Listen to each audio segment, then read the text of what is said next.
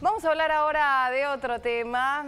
Saben ustedes que ayer se celebró, antenoche cerró una serie de reuniones largas que duraron durante varias semanas, pero que terminaron con un acuerdo favorable para los trabajadores del gremio de los aceiteros, con un aumento del 24% para el sector. Lejos esto del número al que quiere llegar en realidad las empresas acompañadas, respaldadas por el gobierno, este 18% del que se habla.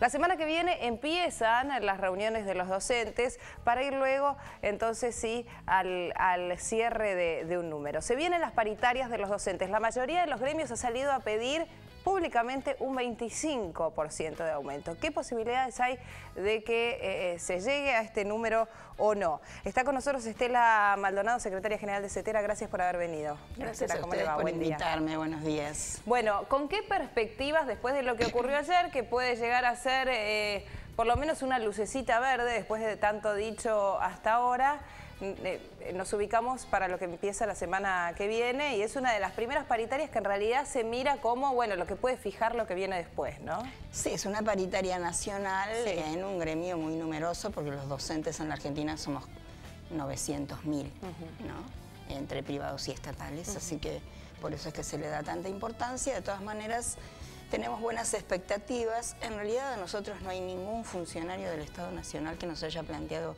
ningún tipo de tope, en absoluto, ni oficial ni oficiosamente. O sea que estamos terminando de definir y además consensuar, porque no es la CETERA el único sindicato que participa, siempre hemos llevado posiciones consensuadas.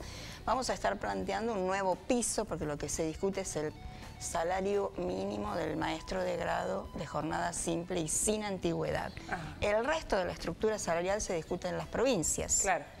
Entonces, creemos que este 25% podría ser en términos porcentuales indicativo, pero el tema es que hay que clarificar, ¿no? Porque no da cuenta realmente de qué estamos hablando, hablar de un porcentaje, porque no es lo mismo el 25% de los petroleros que el 25% nuestro, que el 25% de los trabajadores municipales de alguna provincia, ¿no? Son, digamos, que con números de bolsillo muy diferentes. Con los docentes hay como un número atrasado que viene desde muy lejos y que más se ha ido recuperando bastante en los últimos años, pero que todavía es necesario mejorar. Por lo tanto, para nosotros no puede de ninguna manera existir ningún tipo de imposición respecto de topes, porque pretendemos seguir discutiendo incluso una jornada de trabajo que incluya no solamente las horas frente a clase, sino el resto de las tareas pedagógicas que requieren también tiempos pagos, ¿no? Claro. O sea que tenemos todavía mucho por delante para discutir. Primero la discusión viene a nivel de los docentes, digamos, entre los distintos gremios, ¿no? Sí. Y en ese punto, ¿cómo se está? ¿Se está abordando un acuerdo previo? ¿Se habló, yo decía al comienzo, y usted mencionaba recién esta posibilidad de el número significativo que puede ser el 25%? ¿Se va en derredor de eso? Sí, ese sería más o menos el parámetro en el cual estaríamos planteando el nuevo piso. Lo tenemos que terminar de acordar con los otros sindicatos nacionales que participan. Pero además nosotros siempre incorporamos otras temáticas. La paritaria nunca es solo salarial. Claro. En la paritaria hemos acordado temas que tienen que ver con la estabilidad docente, con condiciones y medio ambiente de trabajo, con temas vinculados a la vivienda para los trabajadores de la educación, con las situaciones de traslado de una provincia a otra cuando los docentes con sus familias tienen que cambiar de provincia y preservar el puesto de trabajo. Es decir, hay muchas temáticas que nosotros siempre planteamos en la paritaria. En estos momentos también tenemos una situación respecto de los topes de las asignaciones familiares, que están generando situaciones de injusticia, que también queremos que sea considerada. Es decir, tal vez no en esta primera etapa se pueda ir haciendo acuerdos sobre todos los temas, pero sí queremos dejar planteada una agenda para a lo largo del año. Para ir discutiendo y resolviendo, efectivamente. Hoy, ¿cuánto necesita un maestro de grado, o yendo, por ejemplo, al ejemplo concreto, cuánto gana la mínima un maestro de grado? ¿Cuántos turnos tiene que trabajar para ser maestro? El salario mínimo del docente sin antigüedad y de jornada simple, en este momento es 2.340 pesos. Luego, bueno, el salario nuestro es mucho más complejo porque existen bonificaciones por función, por zona, por antigüedad, que se van agregando a ese mínimo a lo largo de la carrera. Inmediatamente se comienzan a pagar ese tipo de bonificaciones de acuerdo a la situación, y además hay cuestiones diferenciadas entre un nivel y otro. Se paga, digamos, los trabajadores que cobran por hora cátedra en general están ganando más que los trabajadores de la educación que cobran por un puesto de trabajo por cargo. Eso también es un tema que queremos abordar. El salario promedio del maestro de grado con 10 años de antigüedad en este momento está en los 3.000 pesos más o menos. Teniendo un turno, con digamos. jornada simple. Con jornada exactamente. simple. Y cuando esa jornada se duplica, trabaja la mañana, digamos, y la tarde, hay dos situaciones. ¿No? Una cosa es el cargo de jornada completa y otra cosa son dos cargos. Otra cosa son dos cargos, claro. Que ahí puede haber diferenciaciones claro. de muy diverso tipo, ¿no? Claro. En realidad hay como una especie de mito que la mayoría de los docentes trabajan doble cargo. No es así. Es alrededor de un entre 30 y 34% de los docentes que trabajan en dobles cargos o su equivalente en horas cátedras. Eso es muy heterogéneo de provincia a provincia, hay muchas diferencias. Sí, en cambio, ¿es la mayoría los que trabajan doble jornada, digamos? No, jornada completa no, porque en realidad esa es una de las deudas que tiene la política educativa, que es que todavía tenemos muy pocas escuelas de jornada completa en el país. Digamos, hay relativamente bastantes en la ciudad de Buenos Aires, pero no son nuevas, existen desde hace mucho tiempo, y en el resto del país todavía son muy pocas. Ese es justamente uno de los elementos que nosotros queremos plantear de profundización de la política educativa, es que se incremente la cantidad de escuelas de jornada completa. Estela, cuando se mira lo que ocurrió en el 2011, ¿se siente conforme con las horas cátedra que se le pudieron dar a los chicos? Digamos, siempre se prevé que en medio de algún conflicto pueda haber paro, horas puedan perderse, después tiendan a ser recuperadas hacia fin de año o no. Este año 2011, de la misma manera que en 2010, la mayoría de las provincias cumplieron con los 180 días de clases, algunas más, porque han tenido calendarios más extendidos algunas. Así que ha sido un año de baja conflictividad. Conflictividad se concentró en realidad en dos provincias, ¿no? A fin de año en Ciudad de Buenos Aires y a principio de año en Santa Cruz. Pero después se cayó el micrófono. Sí, se cayó. Perdón. ¿Se la sigue escuchando, Estela? Sí, está perfecto, lo dejamos caído, no pasa nada. No pasa nada. Pero en general se han cumplido los ciclos lectivos. Eso no quiere decir que estemos conformes, siempre hay mucho para mejorar en relación a condiciones de trabajo. Todavía, por ejemplo, en las provincias del NEA y del NOA, donde se ha incrementado mucho la matrícula de escuela secundaria, tenemos cursos muy numerosos y eso dificulta tanto las condiciones para enseñar como las condiciones para que los chicos aprendan. Hay en algunas provincias dificultades en relación a la cobertura del personal no docente de las escuelas, auxiliares, personal de maestranza, de cocina y demás. Esto resiente también la actividad de las escuelas. Esto sucede en la provincia de Corrientes, en San Luis, ¿no? Todavía tenemos muchas dificultades en el sistema educativo, pero sin duda hemos hecho avances significativos. Ayer la presidenta hablaba ya del funcionamiento o la inauguración por lo menos de casi 1.300 nuevas escuelas en este programa de 1.000 escuelas, creo que. 1.700 se supone que para fines de 2012 tendrían que haber las 1.700. ¿Esto se ve dentro del mundo docente? ¿Ustedes lo perciben?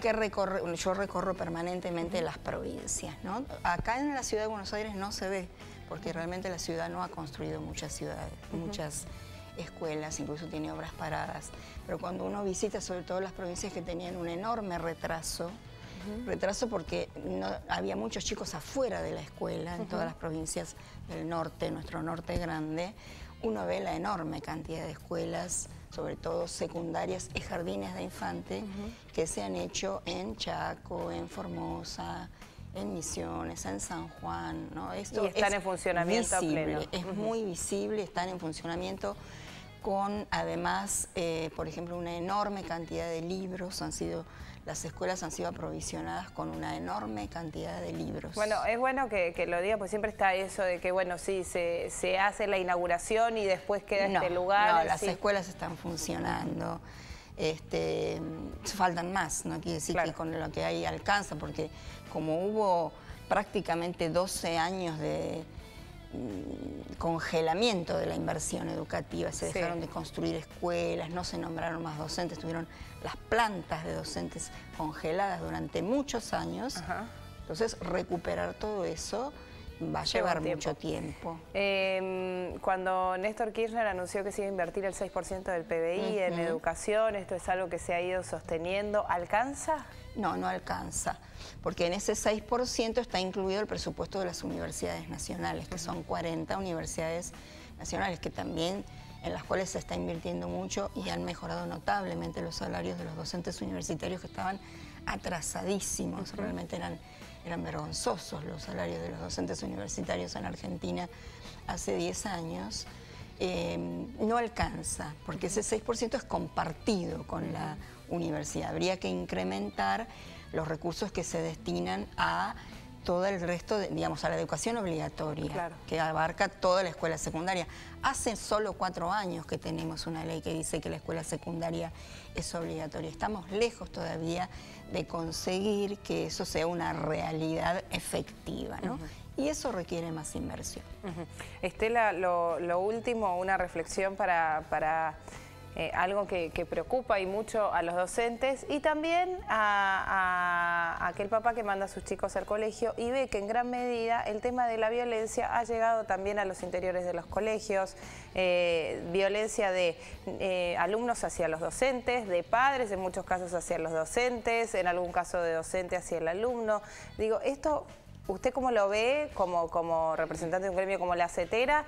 ¿Y qué es lo que se espera hacer en este sentido? ¿Cómo se trabaja en este sentido? Bueno, digamos, esto es un fenómeno que ya tiene muchos años, no solamente en Argentina, en el mundo entero. Que ahora tal vez aquí en la Argentina se ve como con más frecuencia porque es un reflejo de la sociedad, digo, el colegio Lógico, la escuela no es una isla, la escuela es una caja de resonancia de lo que sucede en la sociedad y las situaciones violentas no ocurren, en realidad ocurren mucho más en otros lugares que en las escuelas, ¿no? Las escuelas siguen siendo lugares muy seguros para los niños en relación a otros lugares de la sociedad. Sin duda. Porque por supuesto que lo que reflejan siempre los medios son los casos estos, algunos muy terribles que hemos tenido, pero nadie habla de todo lo que con mucha tranquilidad muchos días en muchas escuelas se hace sin ningún tipo, pero se entiende que es lo que se espera. Pero está claro ¿no? que estas cosas no deberían suceder.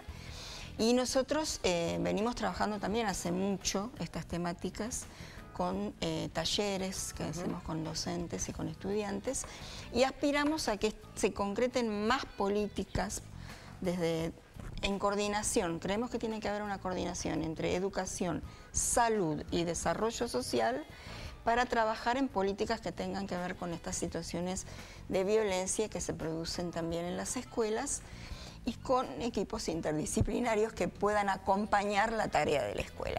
Nos parece también muy importante el acompañamiento de las familias, el tratamiento que los medios le den a estas situaciones para que no demonicen a los chicos, que esto es muy importante, que no se genere esta idea de los niños peligrosos, que como idea es peligrosa realmente, y creemos que ahí también hay un papel muy importante que tiene que tener los medios en ese sentido de acompañar la tarea educativa de las escuelas. Bien, Estela, ¿arrancan las paritarias la semana que viene? ¿Qué día de la semana No tenemos fecha todavía para una convocatoria formal. Hay un compromiso de que efectivamente suceda en los próximos días. Esperamos poder llegar a un acuerdo en no más de 2 semanas. Las clases en la mayoría de las provincias empiezan el 28 de febrero. En otras no, pero en algunas pocas no, pero en esa semana van a estar empezando. Por lo tanto, esto hay que acompasar con las discusiones que se están llevando en las provincias. Hay 2 provincias que ya tienen sus acuerdos cerrados, que son Salta y Neuquén.